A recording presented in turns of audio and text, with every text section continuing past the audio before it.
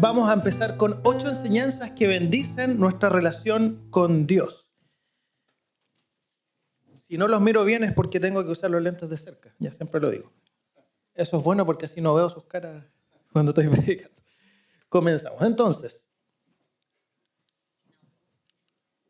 vamos a partir primero con una pregunta. ¿Alguna vez han firmado algún contrato acá? ¿Alguien ha firmado algún contrato? ¿Sí? Yo creo que todos, ¿no es cierto? Vamos a establecer primero una pequeña definición de lo que es un contrato. Un contrato es un acuerdo oral o escrito entre dos o más partes que se comprometen a cumplir determinadas condiciones con el objetivo de crear, regular, modificar o extinguir derechos y obligaciones. En palabras simples, este acuerdo es vinculante y establece un conjunto de reglas que las partes pueden respetar. Ahora, ¿qué características puede tener un contrato? Vamos a ver algunas de ellas. ¿Te has arrepentido alguna vez de haber firmado algún contrato? Sí, yo creo que más de algunos aquí nos hemos arrepentido. Entonces, esto establece obligaciones y derechos que debemos respetar por un largo tiempo y duración. Existen de distintos tipos. Por ejemplo, cuando queremos comprar el auto de nuestros sueños, aunque el auto después se estropee. ¿Ya? O la casa que siempre quisimos, también firmamos un contrato, ¿cierto? O cuando comenzamos a trabajar, o renovamos un contrato de trabajo, ¿sí? En estos casos hacemos un contrato, hacemos un pacto, hacemos un acuerdo, y de eso hablaremos hoy. Hoy estudiaremos en los capítulos 17 y 18 de Génesis esto, y en el 17 veremos un contrato o un pacto que Dios hace con Abraham para que a través de él sean benditas todas las naciones del mundo, el cual no solo va a bendecir su descendencia, sino también a todos nosotros como gentiles, es decir, como no judíos. Y a diferencia de un contrato o acuerdo normal como los que estamos viendo acá, el pacto de Dios es eterno y no tiene caducidad. En base a esto, entonces vamos a ver 8 enseñanzas que podemos extraer de estos dos capítulos, ¿ya? Porque contienen bastantes cosas que podríamos sacar.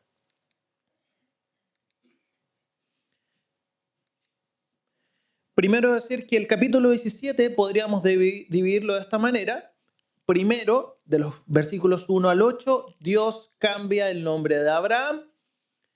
Luego de los versículos 9 al 14, la señal del pacto, la cual es la circuncisión. Número 3, Dios cambia el nombre de Sarai, ¿no es cierto? Del 15 al 17. Número 4, intercesión por Ismael y la promesa del nacimiento de Isaac, de los versículos 18 al 21. Y número 5, Abraham circuncida a su familia, más o menos entre los versículos 22 y 27. Eso podría ser una división de este capítulo. Como dijo muy bien Felipe la semana pasada, no es que sea así, ¿no es cierto? Necesariamente así, pero podríamos dividir para establecer ciertos temas que existen dentro de este capítulo. Lo primero que vamos a ver entonces es que Dios cambia el nombre de Abraham y esto lo podemos ver en los versículos 1 al 8.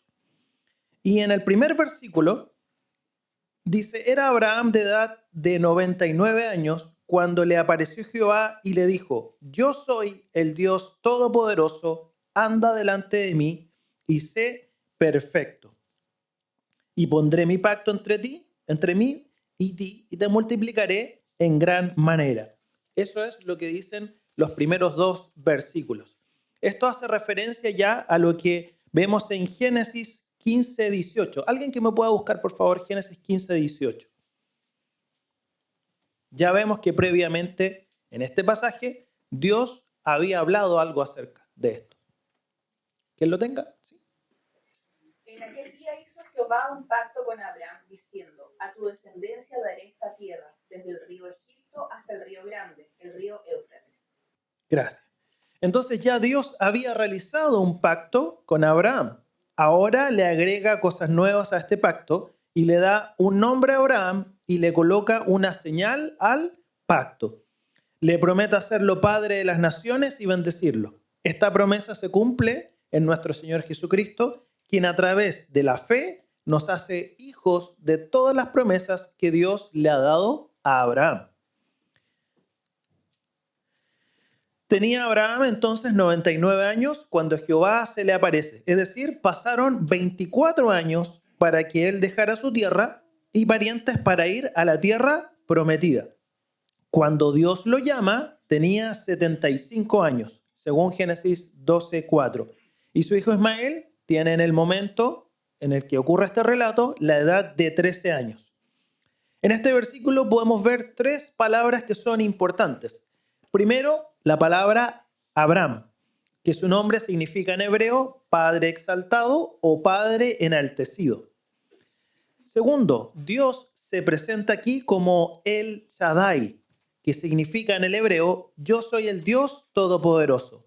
Shaddai también puede significar suficiente. Por lo tanto, se traduce como todopoderoso. De esa manera, Dios se presenta previamente a los patriarcas. No le menciona su nombre. De hecho, en Éxodo 6:3 dice, y aparecía a Abraham, a Isaac y a Jacob como Dios omnipotente, mas en mi nombre Jehová no me di a conocer a ellos. Por lo tanto, él se da a conocer con otro nombre, con el Shaddai, que significa todopoderoso.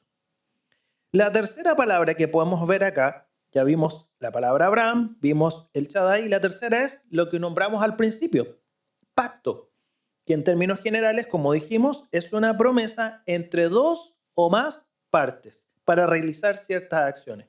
Un pacto es muy similar entonces a una promesa. La Biblia, de hecho, se compone de dos partes. ¿Cuáles son estas? Antiguo y nuevo. Antiguo pacto y nuevo pacto. ¿Sí? El pacto entonces era un concepto muy bien conocido en la antigüedad y los pactos podían establecerse entre dos partes iguales o entre un rey y un súbdito, en el cual el rey prometía ciertas protecciones y el súbdito prometía lealtad al rey. Por lo tanto, era algo que era bastante común en la época, no era algo nuevo. ¿Qué podemos ver de estos pasajes cuando Dios hace este pacto? ¿Se acuerdan cuánto tiempo pasó para que apareciera nuevamente Dios y le pidiera algo a Abraham? A ver si estaban atentos. ¿Cuánto tiempo? No, 13 años. Sí, porque Ismael tenía 13 años, ¿ya? Ahora, ¿qué podemos aprender de esto? Que Dios puede guardar silencio. Dios permanece en silencio por 13 años. Esto nos hace pensar que los tiempos de Dios son muy distintos a nuestros tiempos. Abraham tuvo que esperar 13 años antes de hacer algo que Dios le pidiera. Imagínense, 13 años esperando. ¿Qué me irá a pedir Dios? Y pasaban los años y Dios no hablaba. Esto nos enseña que Dios puede permanecer en silencio en nuestras vidas por alguna circunstancia que está dentro de su voluntad, pero esto no significa que Dios nos abandona o que no nos escucha. Simplemente Dios conoce los tiempos adecuados para respondernos en el tiempo oportuno. ¿Ha estado usted pidiendo por algo por mucho tiempo que aún no se concreta? No se desanime. Abraham esperó 13 años. Así que si usted lleva un poquito de tiempo, todavía le quedan 12 o un poquito más. Segunda cosa que vemos aquí. Recuerden, ¿qué edad tenía Abraham según el texto? 99. Era joven, ¿no? No, era de edad. ¿Ya? Abraham era de avanzada edad. Pero vemos acá que eso no es obstáculo para que Dios lo llamara y lo usara en su obra.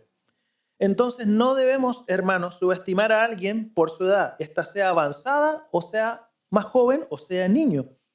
Vemos aquí que todos tienen lugar para trabajar en la obra de Dios.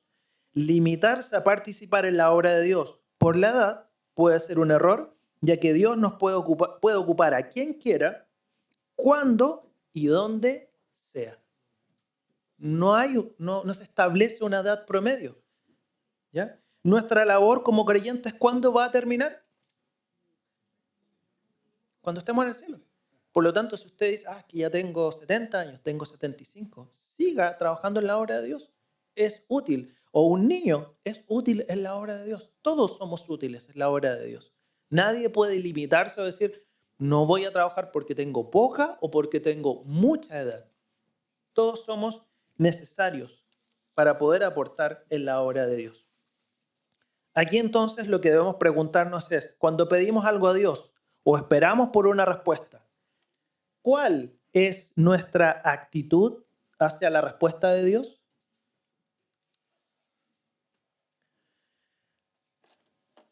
¿Somos capaces de esperar en paz o confiados de lo que Dios responda es lo mejor para nosotros? ¿Somos capaces de eso? ¿O no somos capaces de esperar y tomamos nuestras propias decisiones, sufriendo luego las consecuencias? Y aquí me hago una pregunta. Ahí está. ¿Cómo se habrá sentido Abraham en esos 13 años en que Dios guardó silencio? Porque fueron 13 años, hermano, no fueron 2 meses, 8 meses, no, 13 años en que Dios no dijo nada. Y aquí entonces la pregunta para nosotros es, ¿qué sientes tú cuando Dios guarda silencio en tu vida por un largo periodo? ¿Sientes que Él no te escucha? ¿Has pasado por esa situación? Que le pides algo a Dios y dices, Dios no responde, Dios no me escucha, Dios me abandonó. No es así. Dios tiene sus tiempos. No podemos demandarle a Dios que nos responda cuando nosotros queremos. Si estás pidiendo algo a Dios, persevera en esa oración. Persevera, porque Dios a su tiempo va a responder. Eso es lo que vemos en los primeros versículos. Vamos a ir ahora al versículo 5, donde vemos que Dios cambia el nombre de Abraham. Abraham significa entonces Padre exaltado y cambia a Abraham, que palabra conformada por Ab, que significa padre, y Raham, que significa nación. Esto quiere decir o significa padre de naciones. Y aquí vemos otra cosa importante. El nombre de las personas en la Biblia tiene mucha importancia y está relacionada muchas veces con su oficio o el papel que desempeña en la historia bíblica. Probablemente a muchos de los que nacieron bajo una familia cristiana le pudieron colocar nombres cristianos y tiene su nombre, su significado, ¿ya? Entonces, ¿qué podemos aquí aprender de esto? Cuando Dios cambió el nombre a Abraham, Dios cambió el nombre a Abraham, pero cuando Él nos llama, no nos cambia nuestro nombre, cambia nuestro corazón. Cuando tenemos un encuentro verdadero con Dios, se debe notar un cambio en todo sentido en nuestra vida.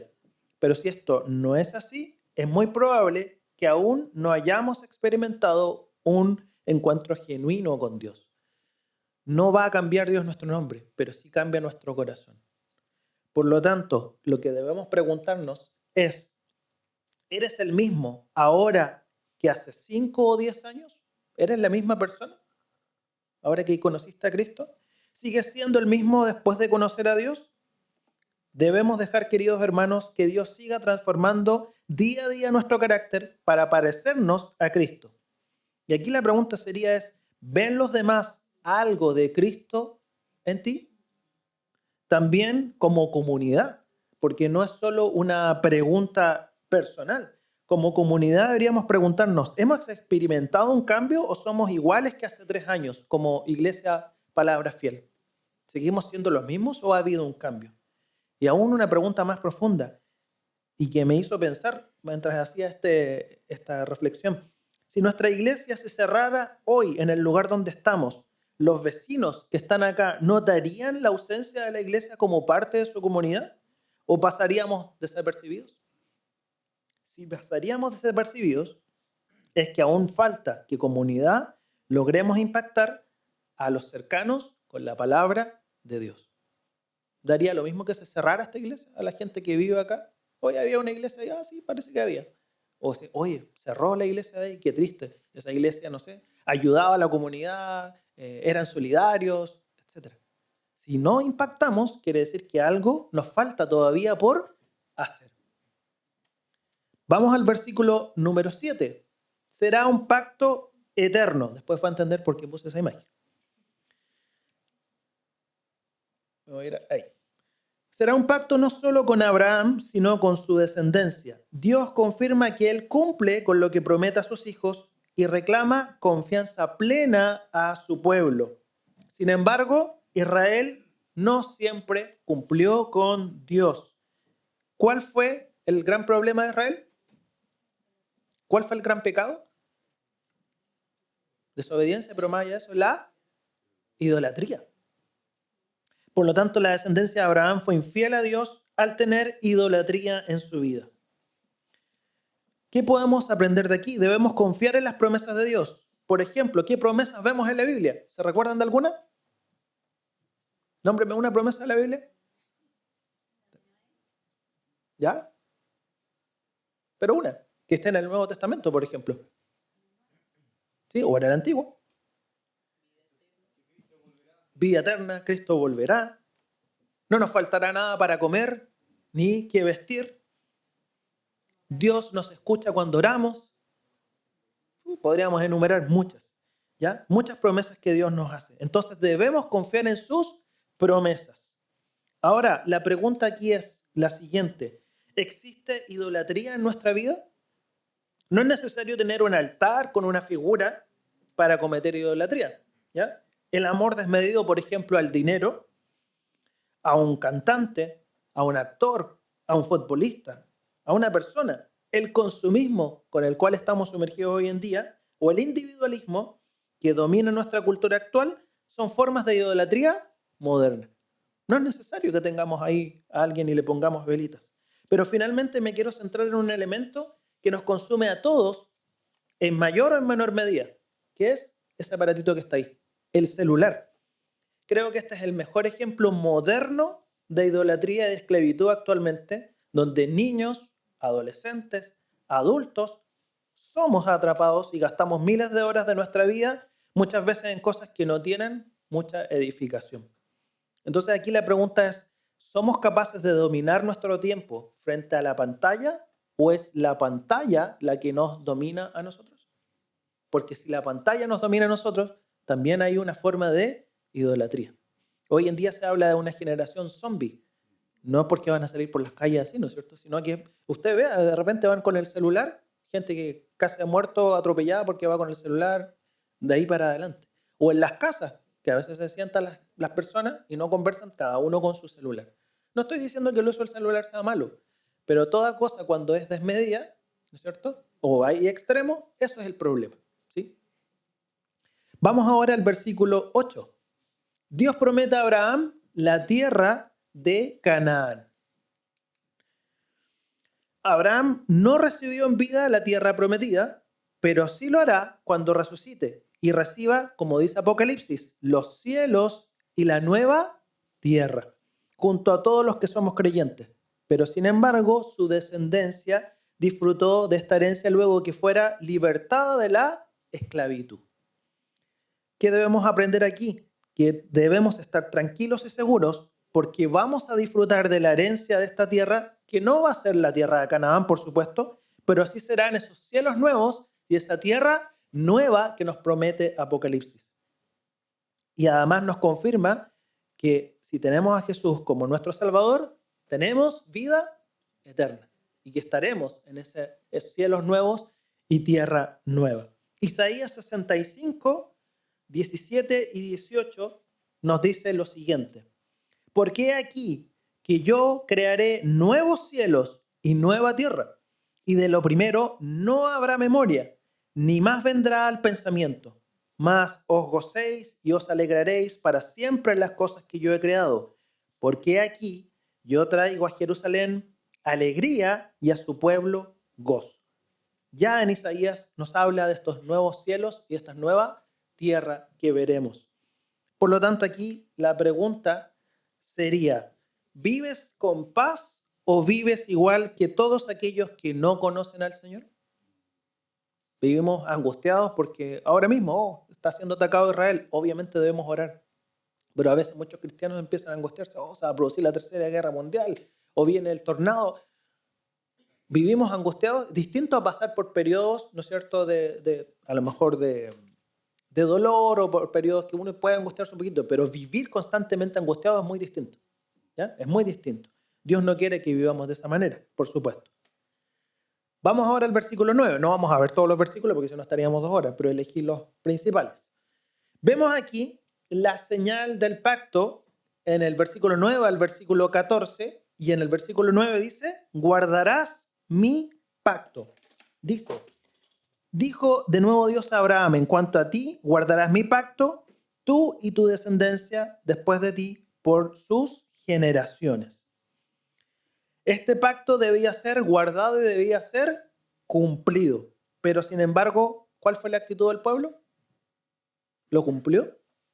No. Fue rebelde y no cumplió el pacto. Y por ese motivo Dios le quitó la posesión de la tierra. Alguien que por favor me pueda buscar Nehemías del 9:33 al 36.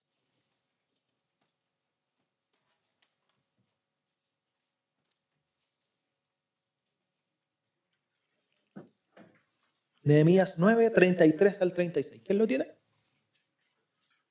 Pero tú eres justo en todo lo que ha venido sobre nosotros, porque rectamente has hecho, mas nosotros hemos hecho lo malo. Nuestros reyes, nuestros príncipes, nuestros sacerdotes y nuestros padres no pusieron por obra tu ley, ni atendieron a tus mandamientos y a tus testimonios con que les amonestabas. Y ellos en su reino y en tu mucho bien que les diste, y en la tierra espaciosa y fértil que entregaste delante de ellos, no te sirvieron, ni se convirtieron de sus malas obras. He aquí que hoy somos siervos. Henos aquí, siervos en la tierra que diste a nuestros padres, para que comiesen su fruto y su bien. ¿Cómo dice entonces la Escritura que fueron ellos? ¿Cómo ellos mismos se definen? Desobedientes. Hicieron lo malo, no hicieron lo que correspondía. Entonces, nosotros si recibimos esta bendición, primero debemos entender algo, que no es por mérito nuestro ni por hacer buenas obras. Romanos dice que por las obras de la ley ningún ser humano será justificado delante de él. Todo lo que hemos recibido, queridos hermanos, y seguimos recibiendo es por gracia de Dios. Todo. Es que alguien tiene algún talento, eso es por Dios. Es que tengo una casa linda, dele gracias a Dios. ¿Ya? Lo que sea, todo es por gracia de Dios. Es decir, es un regalo no merecido que Jesús, como ya bien sabemos, compró con su muerte en la cruz para nosotros. Vida eterna, perdón de pecados, entrada al cielo y a la tierra nueva, entre otras muchas cosas. Aquí quiero citar las ideas de un caballero que aparece ahí, no sé si lo ubican. ¿Cómo se llama él? Dietrich Bonhoeffer.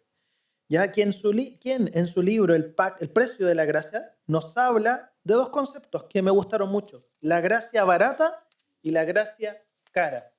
Y él, ahí está la cita, dice: la gracia barata es como una medicina falsificada. Tiene el envase correcto, pero no puede sanar, no puede transformar, no puede salvar. Y fíjense lo que él dice acá. Cristo no murió para establecer una vida cómoda, sino una vida nueva que refleje su reino. Y muy bien él lo sabía, porque él fue torturado y fue muerto en los campos de concentración nazi. Por lo tanto, él no estaba escribiendo en un escritorio con una reflexión que se le vino bonita a la mente para hacer un libro y ser famoso. No fue el contexto en el cual él lo escribió. De hecho, él murió por la causa de Cristo. Y la gracia cara es aquella que fue comprada en la cruz por Cristo. Si nuestra vida, queridos hermanos, no experimenta una ruptura radical con la antigua vida que llevábamos, lo más probable es que solo hayamos adoptado ciertas doctrinas o creencias que más nos acomodan en vez de que exista un cambio radical en nuestra vida. Si no vemos ese cambio radical, quiere decir que hemos acomodado ciertas enseñanzas, nos sentimos cómodos y seguimos la vida tal cual como era. Y no me refiero solo a un cambio físico, sino que un cambio de actitud, un cambio de carácter, un cambio de personalidad que tiene que ir siendo progresivo. Entonces la pregunta aquí es, ¿existe un cambio radical en mi vida y en tu vida desde que conocemos a Cristo y su gracia? ¿O solo seguimos viviendo muy parecido a cómo lo hacíamos antes de conocer al Señor? ¿Los vecinos notan esa diferencia? No, sí, pero si él siempre ha sido igual. O esos cristianos FBI que están ocultos, ¿no es cierto? Que salen en los trabajos cuando hay otro cristiano. Yo también era cristiano. Oye, llevamos 10 años con él y nunca supimos que era cristiano. ¿Ya? La gracia barata crea individualidad. La gracia cara crea comunidad. Qué lindo eso, me gustó esa frase que él dice. Gracia barata crea individualidad, la gracia cara crea comunidad. Si estamos haciendo comunidad es porque estamos apreciando la verdadera gracia de Dios. Si no apreciamos, vamos a seguir viviendo como lo hace el mundo, de manera individual. No, yo me preocupo de mí, de lo que a mí me interesa. Yo llego a la iglesia, saludo, listo, me voy y hago lo que tengo que hacer. No es eso. Tenemos que tener comunidad, comunión, compartir. Vamos al versículo 10. Todo varón entre ustedes será circuncidado. La primera señal del pacto, por eso lo puse ahí, fue el arco iris. Y esa foto que puse ahí no la saqué de YouTube, sino que puedo decir con mucho orgullo o muy bendecido que fue desde la ventana de mi casa. Qué lindo eso. Qué regalo nos da el Señor. Esta es una nueva señal y consiste en la eliminación del prepucio del varón como señal de seguir el pacto con Dios. El primero fue el arco iris, entonces ahora es esta circuncisión. Hoy en día, obviamente, no debemos realizar esto para ser parte del reino de Dios, pero sí esto nos habla de una condición del corazón que debemos tener hacia las promesas de Dios. En Deuteronomio 36 leemos lo siguiente, búsquelo ahí en su Biblia, Deuteronomio 36. Alguien que me lo lea para que ustedes también participen. Deuteronomio 36.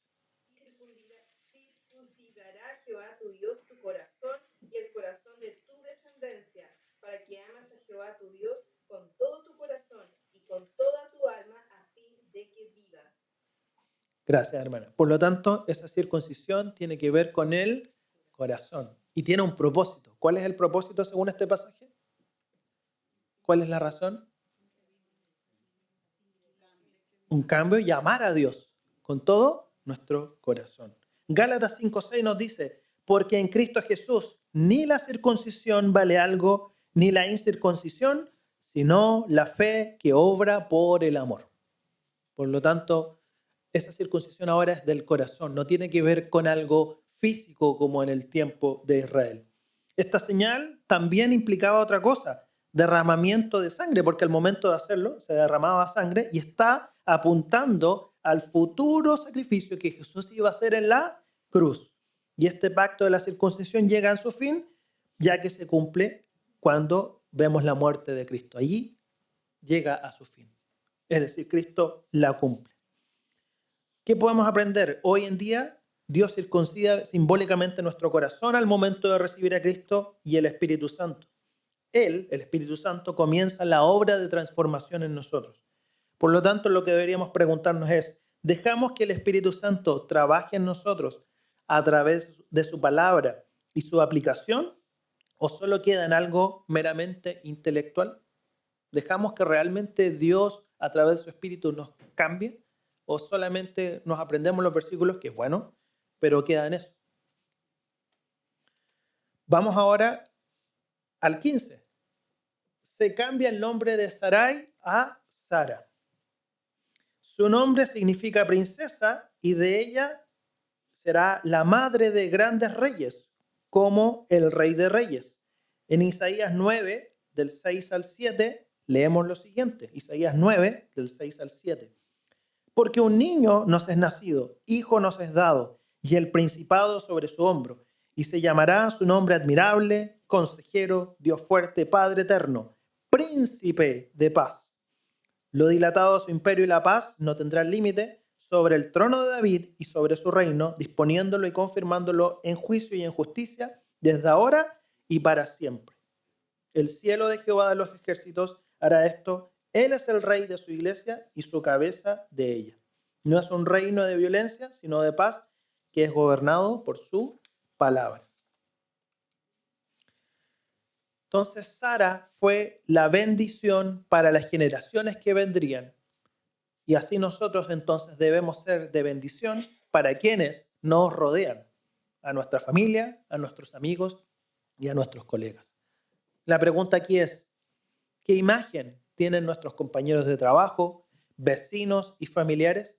¿Estamos siendo, queridos hermanos, de bendición para ellos mostrando el amor de Jesús? Esperemos que sí. y que el Señor nos ayude. Esta es una pregunta para todos, ¿ya?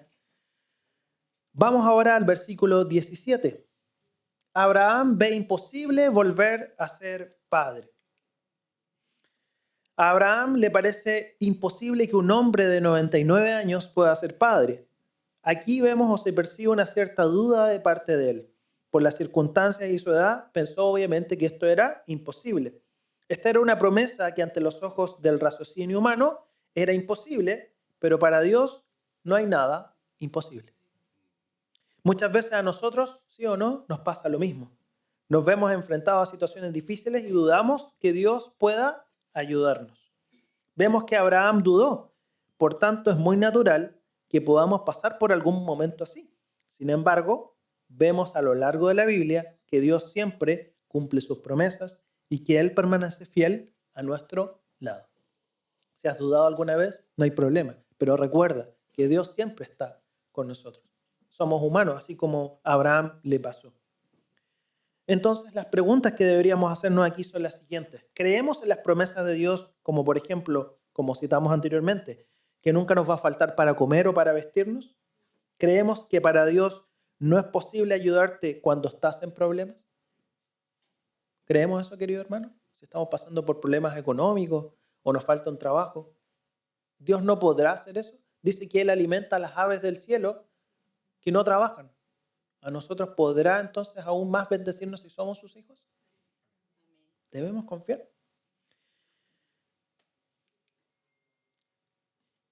Luego voy a mencionar solo, rápidamente no lo puse ahí, versículo 18, donde habla que se digna permitir que Ismael viva. Abraham le dice a Dios, y Dios le promete igualmente bendecirlo. Y esto tiene su cumplimiento luego en Génesis 25, donde Ismael sería padre de las tribus árabes. Luego en el versículo 19, Dios le coloca el nombre al futuro hijo de Abraham, Isaac, que significa él ríe. ¿Ya? Creo que está muy bien puesto el nombre aquí en un hermano de nuestra iglesia. ¿Ya? ¿Ya? Y Dios le coloca el nombre entonces a este futuro hijo de Abraham para que él sea el heredero de la promesa. Entonces podríamos decir de una u otra forma que el capítulo 17 de Génesis es el capítulo conocido por el de los nombres, porque Dios cambia nombres a varias personas aquí. Y luego en el versículo 21 vemos lo siguiente: mas yo estableceré mi pacto con Isaac, el que Sara te dará a luz por este tiempo el año que viene. El pacto es con Isaac. ¿Sí? Versículo 27, vemos que además Abraham cumple su promesa. Y dice, y todos los varones de su casa, el siervo nacido en su casa y el comprado del extranjero, por dinero fueron circuncidados con él. Dios lo envió, le dijo, circuncida a todos los que hay en tu casa. ¿Y qué hizo Abraham? Fue obediente y lo hizo. Por lo tanto, al menos en este capítulo, vemos que hay obediencia. ¿Qué debemos hacer nosotros? Debemos cumplir con Dios también con lo que Él nos pida en nuestras vidas, como es la obediencia y el amor hacia Él. Y aquí debemos hacernos la siguiente pregunta. ¿Cómo está nuestro compromiso con Dios y su obra? ¿Estamos involucrados al menos en una actividad en la que podamos ser de bendición a otros hermanos de la iglesia? ¿Estamos cumpliendo con anunciar su evangelio de manera individual, pero también como comunidad? Serían preguntas que sería bueno que pudiéramos reflexionar o pensar. Vamos ahora a pasar al capítulo 18. ¿Ya? Creo que estoy bien en el tiempo.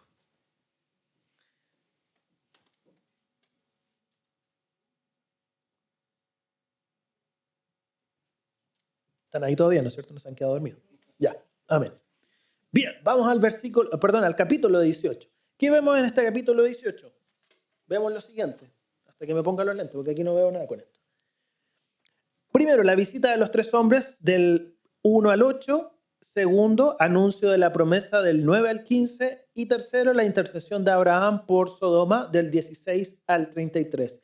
Esos son los tres grandes temas que podríamos encontrar entonces en el capítulo 18 de Génesis.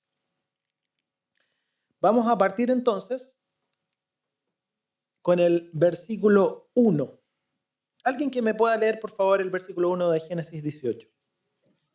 Después el Señor se le apareció a Abraham en el encinar de Mamre, mientras él estaba sentado a la entrada de su tienda en el calor del día. Encinar de Manré es la ubicación entonces donde está Abraham y donde él se estableció después de que se separó de su sobrino Lot en Génesis 13:18. Encinar en hebreo es la palabra elón y se traduce como roble, por lo tanto, este encinar tiene relación con un árbol, con el roble. Y Manre fue un amorreo que se alió con Abraham para rescatar a Lot. Y Abraham, vemos ahí claramente que vivía en tiendas. ¿Por qué? Porque él iba rotando de acuerdo a la necesidad del pastoreo de la época. No estaba establecido en un lugar fijo, puntual. ¿Ya? Ahí traté de colocar un mapa, lo único que pude encontrar. Y ahí tenemos el árbol del cual se hace alusión, que en el fondo es un tipo de roble. ¿Sí? Vamos al versículo 2. Abraham recibe a sus huéspedes. Y el versículo 3, el Señor viene a casa de Abraham. En el versículo 2, ¿quién lo puede leer, por favor? Y alzó sus ojos y miró, y he aquí 3 varones que estaban junto a él. Y cuando los vio, salió corriendo de la puerta de su tienda a recibirlos, y se postró en tierra. Gracias. Vemos entonces que saluda a sus huéspedes con la reverencia propia de la época, que era postrarse en tierra. Era una reverencia muy común de la época. No lo hace por alguna situación especial, sino porque se acostumbraba a eso en aquella época. Versículo 3. ¿Quién me puede leer el versículo 3, por favor? Y dijo, Señor, si ahora he hallado gracia en tus ojos, te ruego que no pases de tu siervo. ¿Ok? Entonces, en estos versículos vemos que se ven ¿cuántos varones? 3 varones, ¿ya? De los cuales uno era el Señor. Por lo tanto, ¿y cómo sabemos? Porque la palabra Jehová aparece 10 veces en este capítulo, ¿ya? Y Abraham reconoce claramente la presencia de Dios. Se utiliza aquí también la palabra hebrea evet, que significa siervo, y esta también significa esclavo. Los otros dos eran ángeles que luego se dirigen a Sodoma. El Nuevo Testamento también hace referencia a este texto en Hebreos 13:2. Dice, no os olvidéis de la hospitalidad, porque por ellas, algunos, sin saberlo, hospedaron ángeles. Ahora, Abraham no sabía claramente a quién estaba recibiendo, y entendemos que estos ángeles entonces tenían forma humana, ¿ya? Lo cual nos podría hacernos preguntar lo siguiente, pero sería tema para otro mensaje, ¿ya? Que es, ¿pueden los ángeles entonces tomar formas humanas? Al parecer, según este pasaje, sí, probablemente. Y probablemente nos habremos topado con algún ángel, ¿no es cierto? Más allá de que alguien se pueda llamar ángel, obviamente. ¿Ya? ¿Ya? Bajo esta circunstancia podríamos decir entonces que pueden tomar forma humana. Por otro lado, Abraham, siendo patriarca y amo de las posesiones, se muestra como un siervo delante de Dios, lo cual nos señala que es la actitud que nosotros debemos tener ante el Señor, independiente del liderazgo o el cargo que podamos ejercer en la iglesia. Hoy en día vemos muchas posiciones en la iglesia, ¿ya? Como apóstoles, profetas, arcángeles y cuantos más. Pero vemos que no fue la actitud de Abraham. La actitud de Abraham fue la de ser siervo. Por lo tanto, si tienes alguna posición dentro de la iglesia, ¿la ocupas para bendecir a la comunidad de creyentes o te crees que eres superior a otros? Hoy en día vivimos estos tiempos peligrosos, como mencionaba, porque muchos quieren ostentar estos rangos, como ya mencioné anteriormente. En cambio, vemos que la actitud de Abraham fue la de caminar en la vida cristiana como un siervo. Incluso esto refuta la mal entendida idea del liderazgo, que muchas veces supone una posición de superioridad. Por eso a mí personalmente, hablo personalmente, a mí personalmente no me gusta esa palabra, porque muchas veces se malentiende. Él es el líder, es superior, está allá arriba. Y la verdad es que la Biblia siempre habla de servicio, no habla de liderazgo. Ahora, obviamente yo sé que la ocupamos muchas veces y se entendemos entre nosotros, pero puede haber mala interpretación, ¿sí? Cuando alguien no lo capta correctamente. Vamos entonces luego en el versículo 4 al 8 vemos que Abraham recibe y comparte con estos 3 visitantes. ¿Quién me puede leer esos 4 versículos, por favor? Del 4 al 8. Que se traiga ahora un poco de agua y lavad vuestros pies y recostaos debajo de un árbol. Y traeré un bocado de pan y sustentad vuestro corazón. Después pasaréis, porque por eso habéis pasado cerca de vuestro siervo. Y ellos dijeron, haz así como has dicho. Entonces Abraham fue deprisa a la tienda donde estaba Sara y le dijo, toma enseguida 3 medidas de flor de harina, amásala y haz panes cocidos. Y corrió Abraham a las vacas y tomó un becerro tierno y bueno y lo dio al criado. Y éste se dio prisa a prepararlo. Tomó también cuajada y leche y el becerro que había preparado y lo puso delante de ellos. Y él estaba junto a ellos debajo del árbol y comieron.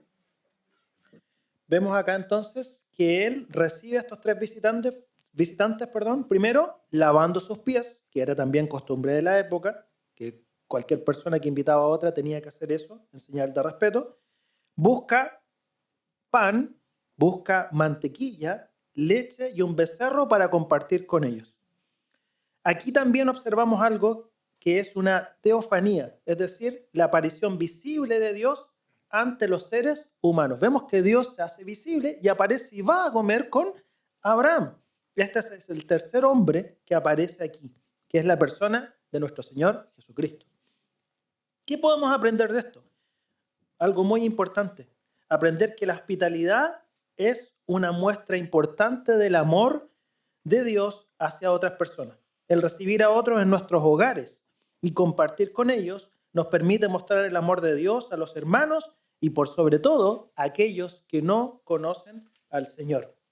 Abraham preparó cosas para compartir con sus visitantes. Nosotros deberíamos hacer lo mismo y recibirlos con cariño, amor, empanadas de los muermos, asados, cúgenes y otros, ¿ya? Así que estoy disponible también por si usted quiere mostrar su amor. La pregunta es aquí, ¿eres una persona que invita a otros a tu hogar?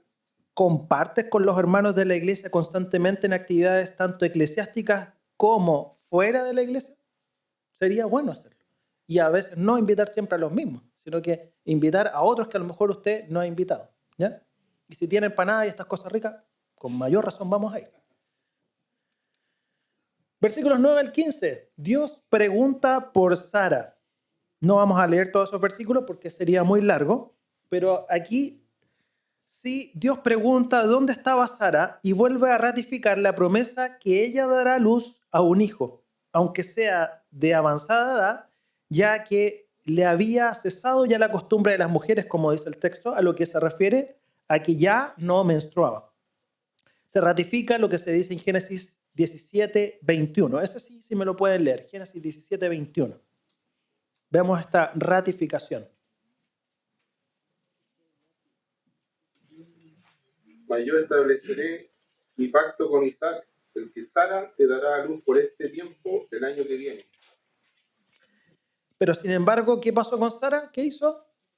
Se rió ya de esta señal y puso en duda lo que Dios había prometido. Y Dios la confronta diciendo, ¿por qué te reíste? Y ella, ¿qué hace? Lo niega. Dice, pero después reconoce que lo había hecho por temor. Entonces Dios responde que para él no hay nada imposible. Alguien que me lea Hebreos 11:11, por favor.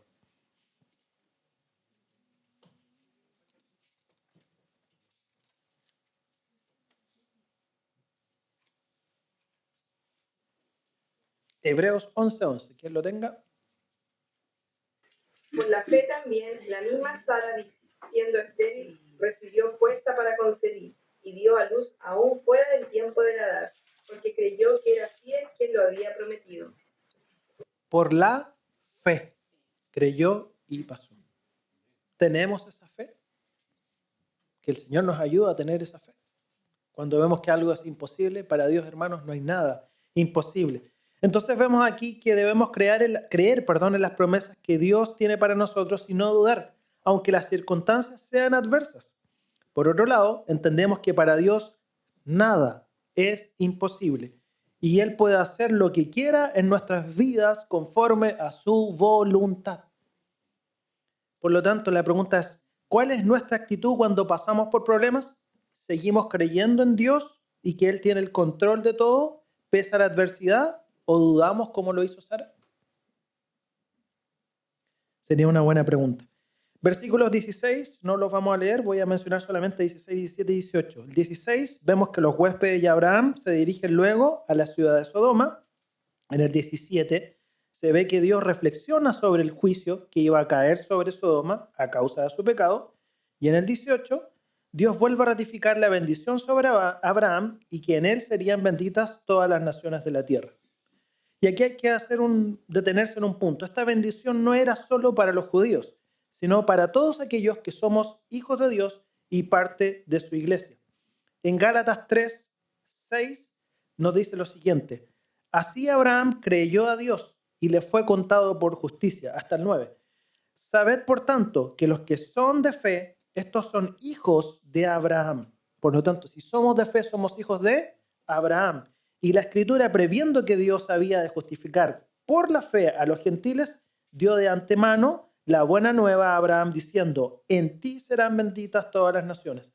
De modo que los de la fe son bendecidos con el creyente Abraham. Es decir, somos, queridos hermanos, bendecidos por Dios, al igual como lo fue Abraham. Somos herederos de esa misma promesa. ¿Lo cree usted en esta mañana? Sí. Amén. El cristiano es bendecido entonces siempre por Dios, aún en las circunstancias adversas, las cuales son usadas por Dios además para nuestro crecimiento. Gozaos cuando os enfrentéis en diversas pruebas, dice en Santiago.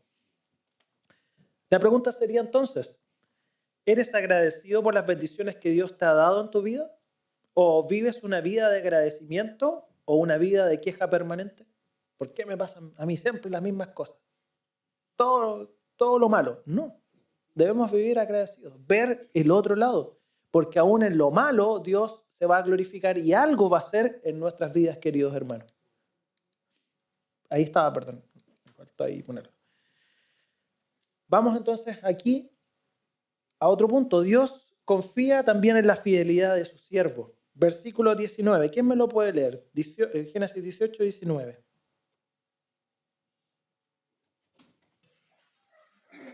Porque yo sé que mandaré a sus hijos y a su casa después de sí, que guarden el camino de Jehová, haciendo justicia y juicio, para que haga venir Jehová sobre Abraham lo que ha hablado acerca de él. Dios confía entonces en la fidelidad de su siervo, a Abraham, que éste guardaría su camino. Abraham dio testimonio de su fe e instruyó a los suyos acerca del camino del Señor. Esto lo vemos como sus descendientes lo hicieron años después en Egipto. Y ellos claman en esa época, y lo vemos en Éxodo 2, del 23 al 25, donde dice: aconteció que después de muchos días murió el rey de Egipto, y los hijos de Israel gemían a causa de la servidumbre, y clamaron, y subió a Dios el clamor de ellos con motivo de su servidumbre. Y oyó Dios el gemido de ellos, y se acordó de su pacto con Abraham, Isaac y Jacob, y miró Dios a los hijos de Israel, y los reconoció Dios.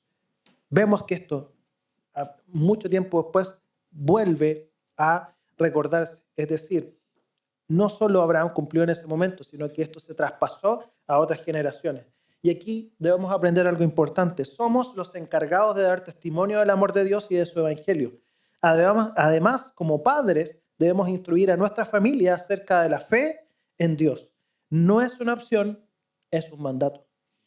La mejor herencia que podemos dejarle a nuestros hijos no es un auto, una casa, un sitio, sino que es la fe en Dios, la cual no solo se va a traspasar hacia ellos, sino que al resto de la familia. ¿Le ha tocado a usted? O a lo mejor usted dice: yo nací en familia cristiana porque mi abuelita, ¿no es cierto?, era cristiana. Y mi abuelita perseveró y por ella conocimos el evangelio. Que fue en mi caso, por ejemplo. ¿Ya?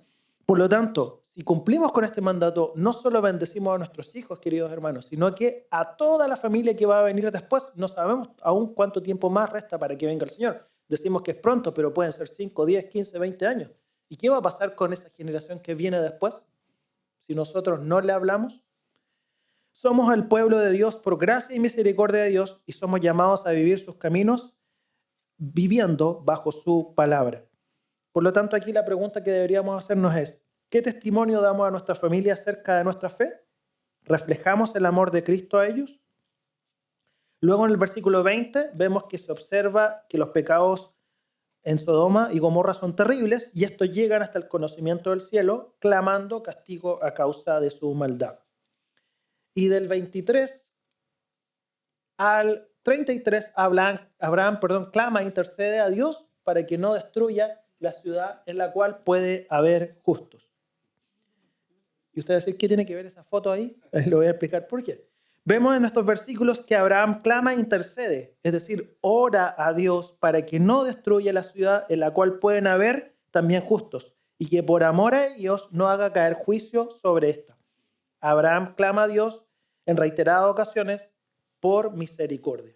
Vemos entonces aquí que Abraham se constituye en un ejemplo de un hombre de fe, pero no solo de fe, de oración, que intercede no solo por su familia, sino también por otros. Somos llamados entonces a ser hombres y mujeres de fe, a orar no solo por las cosas, queridos hermanos, que nos afectan, que es bueno, sino que también por nuestros cercanos y también por aquellos que no conocemos y por las necesidades de otros.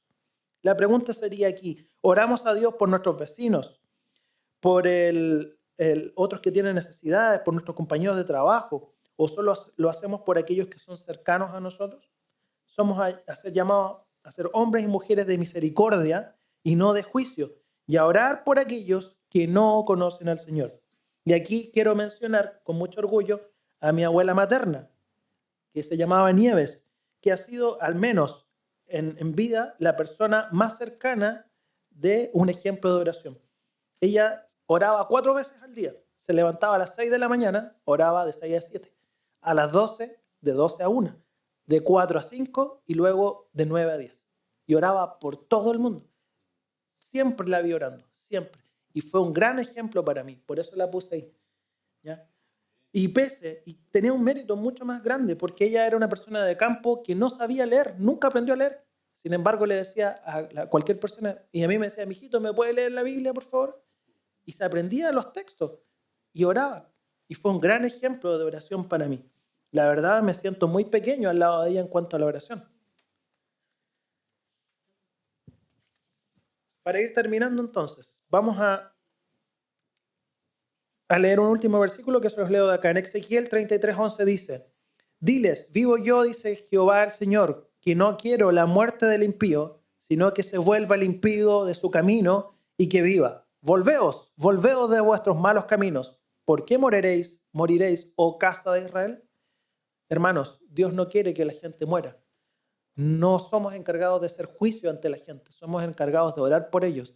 Cuando muere alguien, sea conocido o alguien del barrio, ¿cuál es su actitud? ¿Qué siente cuando esa persona muere y usted sabe que esa persona probablemente no recibió a Cristo? ¿Le da lo mismo o siente dolor? Es decir, ¿a dónde habrá ido esta persona si es que no conoce a Cristo? Ya sabemos cuál es el destino. Aunque aún así todos sabemos que Dios en su infinita misericordia no sabemos qué puede ocurrir, pero debemos siempre estar atentos para aquellos que no conocen al Señor. En Apocalipsis vemos que es muy probable que cuando empiece el tiempo de la tribulación, a lo mejor no haya muchas conversiones. Muy probable. Entonces el tiempo es ahora. Es ahora que debemos hablar con las personas. ¿Qué conclusiones podemos sacar? Primero entonces, el pacto eterno de Dios nos bendice a cada uno de nosotros. Segundo, Dios puede guardar silencio en momentos de nuestra vida, pero siempre nos escucha y responde en su tiempo, no en el de nosotros. Tercero, la edad no es un impedimento para servir en la obra de Dios. ¿Te sientes viejo o es alguien muy pequeño? Puedes servir en la obra de Dios. Cuarto, Dios cambia nuestro corazón al recibir a Cristo y esperemos que lo siga cambiando constantemente. 5, para Dios no hay nada imposible. Nada. 6, debemos mostrar hospitalidad ante todas las personas. Debemos ser personas hospitalarias, que estemos dispuestos a recibir a otros. 7, debemos creer en las promesas de Dios. No dudar. Creámosle a Dios. Y 8, debemos interceder por otros con una actitud de misericordia y no de juicio. Que el Señor nos ayude a poner en práctica estas enseñanzas que vemos en estos 2 capítulos y que podamos ser transformados día a día por el poder de su Espíritu Santo.